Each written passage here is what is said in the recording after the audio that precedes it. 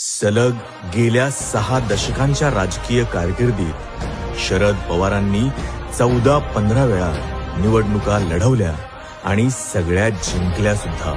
यालाच म्हणतात लोकात जाऊन केलेलं लोकहिताचं कल्याणकारी सुसंस्कृत राजकारण.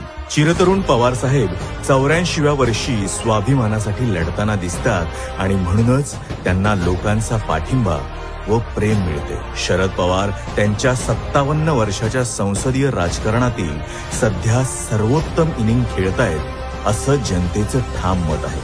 आताही या अस्वस्थ काळात आश्वासक चेहरा कोण असं विचारलं तर लहानांपासून ज्येष्ठांपर्यंत व महिलांपासून तरुणांपर्यंत मनापासून एकच उत्तर येतं, शरद पवार.